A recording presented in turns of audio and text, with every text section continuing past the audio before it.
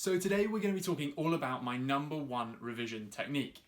I'm going to go straight into this video because in other videos I've talked about general techniques like active recall, the importance of understanding, all this kind of stuff. But actually today I want to share with you the very technique that I just used to revise for my EU law exam and the technique that I've used throughout the last few years that got me a starred first from Cambridge. So I'm going to give you the exact technique that I use and you can feel free to manipulate it or change it as you like. So, the first thing to say is that I really encourage, I guess this is sort of step zero. I'm not going to talk about this in depth. I really encourage you to make sure you have understanding of the topic that you're covering, whatever it is that you're revising, whatever it is that you're preparing for an exam for, that you have a really firm understanding of that topic before you then begin your revision. That means making sure that you go to classes, making sure you go to lectures, making sure you've read widely on it. It also means asking questions. Any questions that you have about anything should be asked to your lecturer or teacher, or indeed to your classmates if you feel like you can't ask your lecturer. That's really kind of step zero, if you like, because I think it's so important that you have a firm foundation on which to build your revision. If you don't understand something, it's going to be really hard to revise that topic. I'm not going to go into that anymore, but I just wanted to kind of first of all stress that. So then let's move on to step one of my revision kind of plan, my revision technique, and that is to make notes. So here is literally the very notes that I used to revise from. I have 5 sets because there were 5 big topics in my EU law exam. These are the very notes that I just revised from, and as you can see, hopefully you can see quite a bit of highlighting on this, and I'll come on to why and how I do that in a second. But how do you make the notes?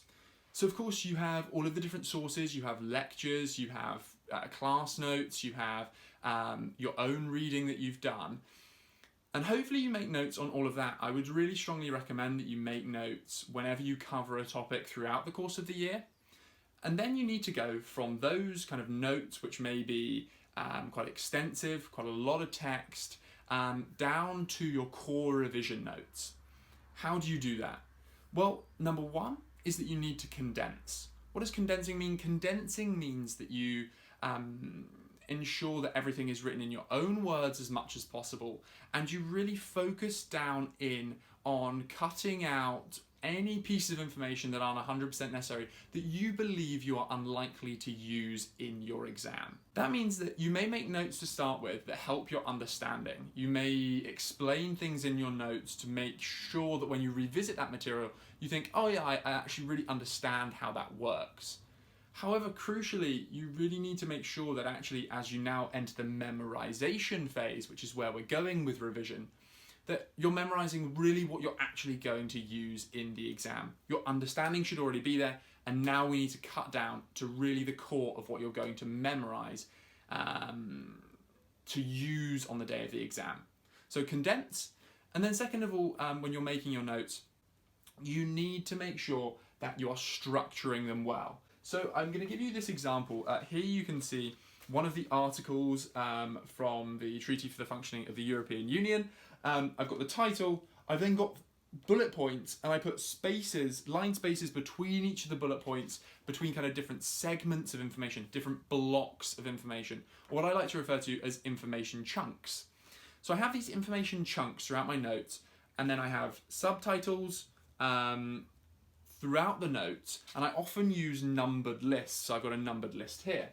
What this means is that I've got loads of different chunks of information under titles, under subtitles, and offered in numbered lists. This for me is the way that I find it easiest to memorize information, is in such lists.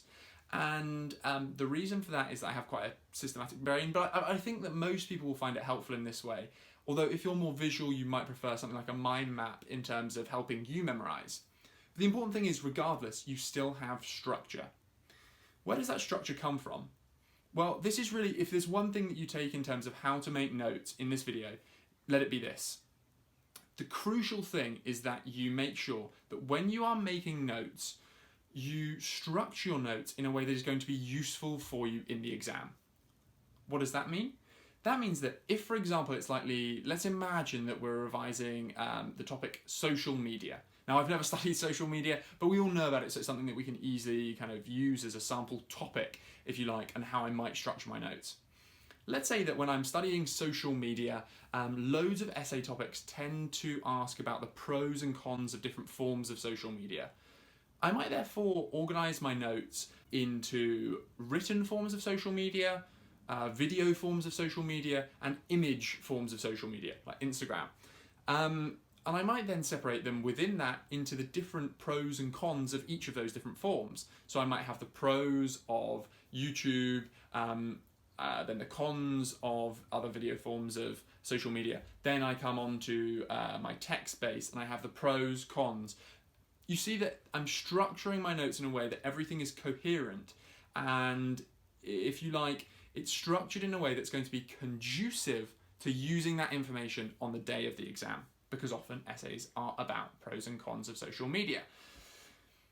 What that means is that often, for example, in lectures, your lecturer might give you information in chronological order, or they might explain things in a way that is conducive to your understanding of the material, but not necessarily how you will actually need to use that material in the exam. So what I'm saying is you need to reformulate your notes in a way that is conducive to using them in the exam. What this means is that you'll be able to memorize chunks of information. So for example, I memorize the chunks of information in those different titles of video, text, image forms of social media. I then chunk that in my brain into pros and cons.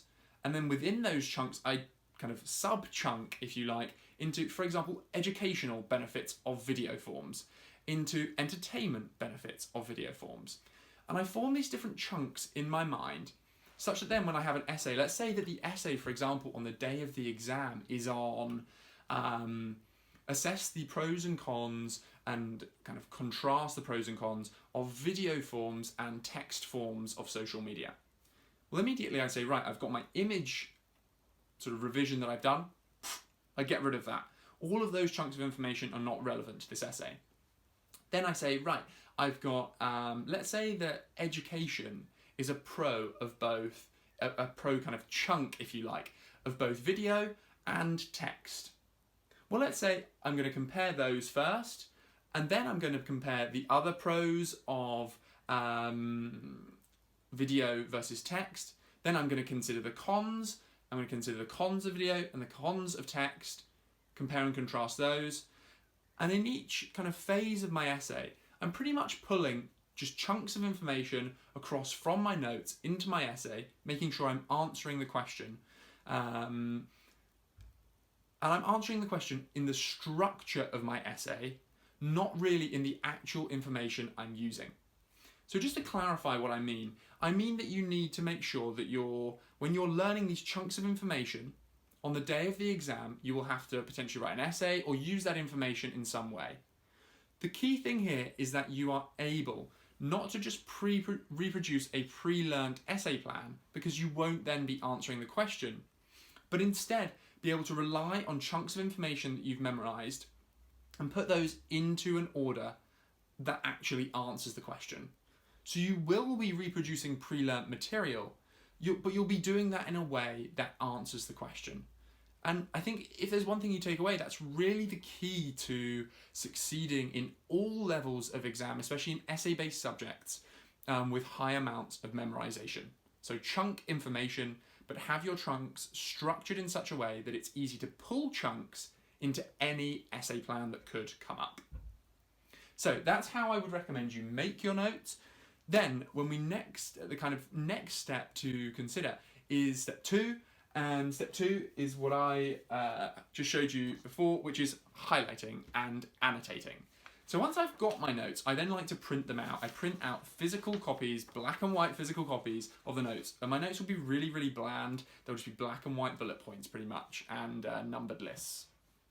Then what I do is I go through, and in the vein of condensing, I highlight key words. There are 2 points to note here. One, I highlight keywords so that when I see Italian art, the case there, I